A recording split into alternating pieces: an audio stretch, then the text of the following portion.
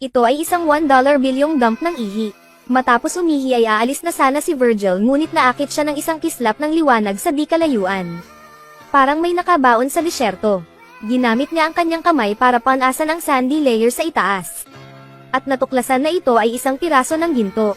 Nilinggan niya ang kanyang kaibigan sa hindi kalayuan. Pagkatapos ng kaunting pag-aalinlangan, tinawagan pa rin niya ang kaibigan. Hoy, tingnan mo ito. Parehong alam na ang tunay na ginto ay hindi takot sa apoy.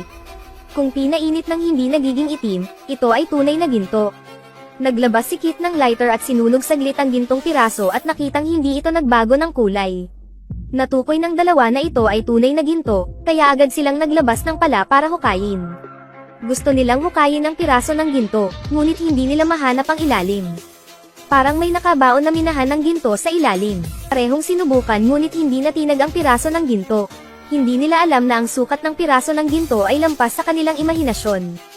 Itinali nila ang isang lubad sa isang piraso ng ginto at gumamit ng kariton para hilahin ito. Naputol man ang alambre, hindi pa rin gumagalaw ang pirasong ginto. Wala sa kanila ang gustong subukang muli. Pero pareho pa rin ang resulta, na galit silang nagmumura. Parehong hindi sumuko at nagpatuloy sa paghukay. Maya-maya ay madilim na. Kailangan nilang mangolekta ng tuyong panggatong bago lumubog ang araw dahil maraming hina sa malapit. Sa pag-iisip tungkol sa pagiging mayaman, ang dalawa ay tuwang-tuwa na sumayaw sa paligid ng apoy. Ngunit kung paano dalhin ang gintong piraso sa paglalakbay ay isang mahirap na problema. Iminungkahi ni Kit ang isang tao na pumunta sa bayan upang magrenta ng excavator, ang isa naman ay manatili sa likod upang bantayan ang ginto. Aabutin ito ng hindi basta 5 araw. Sinabi ni Kit na mas marami siyang karanasan sa pag-survive sa disyerto kaya siya ay manatili at magbabantay sa ginto. Hindi sumasang-ayon si Virgil. Sa harap ng napakalaking tagumpay, hindi na siya nagtitiwala sa kaibigan. Gusto niyang manatili at bantayan ang ginto. Dahil sa mga pagpipilian, kinailangan ni Kit na kompromiso. Kinabukasan, hinati ng dalawa ang pagkain at tubig. Ikinatwiran ni Kit na kailangan ng paglamig ng makina para madala ang maraming tubig. Pagkatapos ay binigyan niya si Virgil ng satellite phone para sa maginhawang komunikasyon. Bago umalis, hindi niya nakalimutang sabihin kay Virgil na hintayin itong bumalik. Pagkaalis ni Kit, isinuot ni Virgil ang kanyang sombrero at gumamit ng buhangin para ibaon ang gintong piraso. Pagkatapos ay gumamit ng mga sanga ng puno upang makagawa ng isang simpleng tolda. Kinuha niya ang kanyang satellite phone at sinubukan ito. Buti may signal pa sa ilang na lugar na ito. Sa gabi, nagsindi ng apoy si Virgil at maingat na kumain ng isang piraso ng delatang pagkain. Dahil kailangan niyang umasa sa mga lata na ito para mabuhay sa mga susunod na araw. Kinabukasan, habang namumulot ng panggatong, may nakita si Virgil na kumikinang sa malayo. Mabilis niyang tinakpan ng yelo ang piraso ng ginto at lumapit upang makita. Ito pala ay isang bumagsak na eroplano. Ito ay isang napakagandang lugar ng camping, na nagbibigay ng parehong proteksyon sa araw at proteksyon ng hangin at buhangin. Ang hindi maganda ay ang hindi makita ang gintong piraso.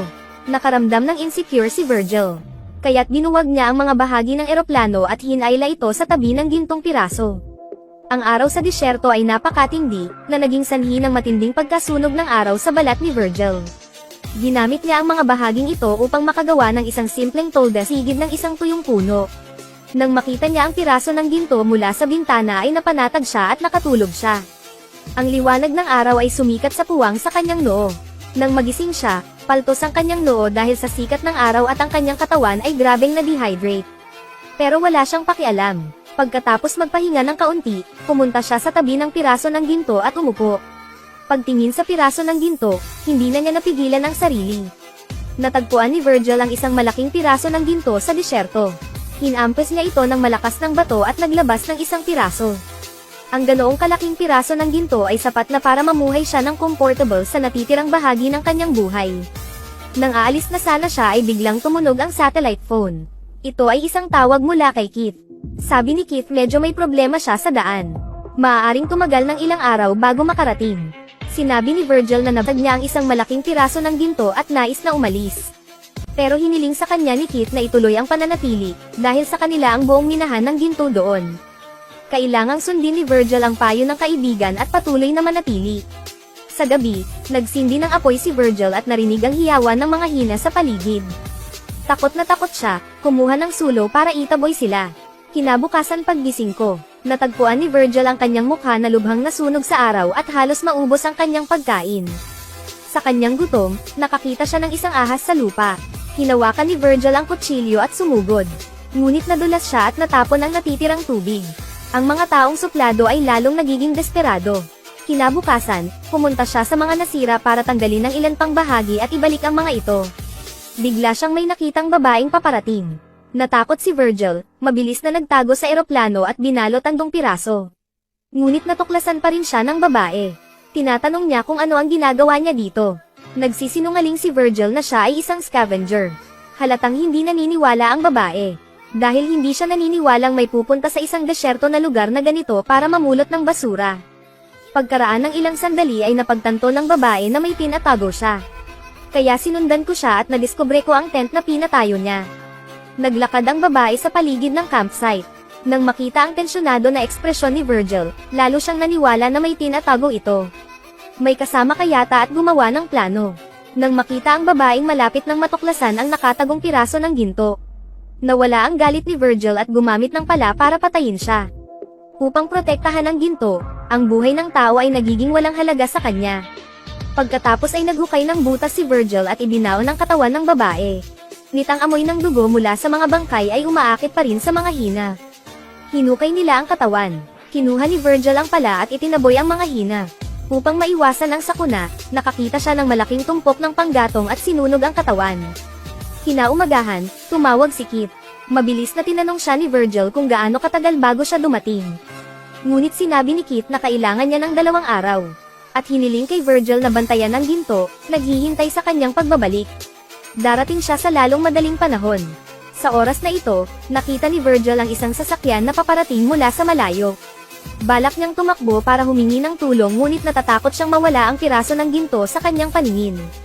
Matapos ang mahabang labanan ng mga pag-iisip, sa huli ay walang magawa na lamang niyang pagmasdan ang pag-alis ng sasakyan.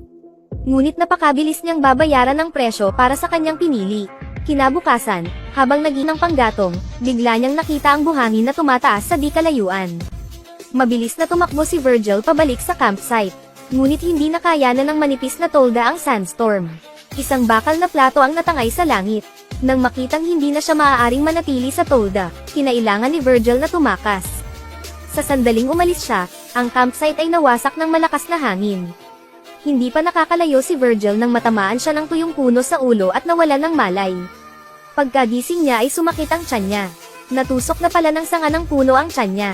Walang pakialam sa sakit, nagmadali siyang hanapin ang nawawalang piraso ng ginto. Sa wakas, natagpuan niya ito sa isang maliit na nakataas na punso. Hinawakan ang piraso ng ginto, sa wakas ay nakadama siya ng panatag. Matapos magpahinga ng kaunti, hinayla ni Virgil ang sanga. Upang ihinto ang pagdurugo, nagsindi siya ng apoy at nagpainit ng takip ng soda na pula. Pagkatapos ay direktang pindutin ang tiyan upang ihinto ang pagdurugo. Ang matinding sakit ay naging sanhi ng pagkahilo ni Virgil. Pero pagmulat niya ng mata ay natakot siya sa eksenang nasa harapan niya. Nakita niya ang isang babaeng may hawak na pana at nakatutok sa kanya. Hindi ba ito yung taong pinatay niya gamit ang pala, bakit siya nakatayo dito? Hindi niya matukoy ang pagkakaiba ng realidad at ilusyon, nakita niyang muling nabuhay ang babaeng pinatay niya. Ang kanyang mga mata ay kumikislap sa apoy at itim na usok, na parang gusto niyang maghiganti. Pagkagising niya ay nakatanggap siya ng tawag mula kay Kit. Binaliktad ni Virgil ang tambak na dumi at kinuha ang kanyang telepono. Sinabi ni Kit na darating siya at hiniling sa kanya na itago ang ginto. Laminggalingi si Virgil ngunit hindi niya nakita ang babae kanina.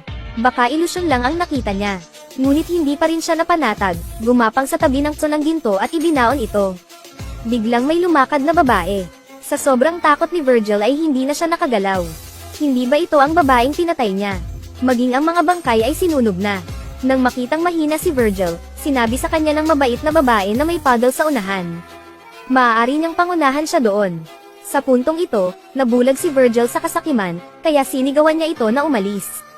Tinanong ulit siya ng babae kung nakita niya ang kanyang kapatid. Kapatid pala ng naunang babae ang taong ito. Ngunit sa kabutihang palad, nasunog ang bangkay, at ngayon kahit na ang mga buto ay hindi matagpuan. Nang walang pagpipilian, ang babae ay kailangang umalis. Hindi alam kung ilang oras na ang lumipas, muling nagising si Virgil mula sa kanyang pagkakoma. May nakita siyang apoy sa paligid. Ang mga ito ay malamang na sinunog ng babae ngayon lamang upang takutin ang mga hina, ngunit ngayon ay malapit na silang manog. Nagmamadaling tinawag ni Virgil si Kit. Sinabi ni Kit na malapit na siya at hiniling kay Virgil na maghintay ng kaunti. Ang nakakatakot pa ay pinalibutan ito ng isang kawan ng mga hina. Kung titingnan ang kawalan ng kakayahan ni Virgil na lumaban, sa pagkakataong ito ay hindi na sila madaling umalis. Ilang ulit na sinubukang umatake ng ilang hina. Nang makita nilang walang banta si Virgil ay agad silang sumugod sa pagsalakay. Bago siya namatay, nakatitig pa rin siya sa tumpok ng ginto. Not knowing na nakatayo si Kit sa di kalayuan, gamit ang binoculars para pagmasdan ang lahat. Sa pagtingin sa mga natirang pagkain sa lupa, marahil ay nandito na siya ilang araw na ang nakakaraan. Hinihintay na lang na mamatay si Virgil para mamanapulian niya ang minahan ng ginto. Nang makitang hindi na kumikibo si Virgil, mabilis na pinaandar ni Kit ang isang excavator. Tulad na magsuot niya ng kanyang guwantes at naghahanda sa trabaho. Pagkatapos ay biglang lumipad ang isang palaso patungo sa kanya at tumagos sa kanyang dibdib. Dito nagtatapos ang pelikula. Hindi nito sinasabi sa amin kung sino ang bumaril ng palaso. Marahil ito ay isang parusa mula sa langit.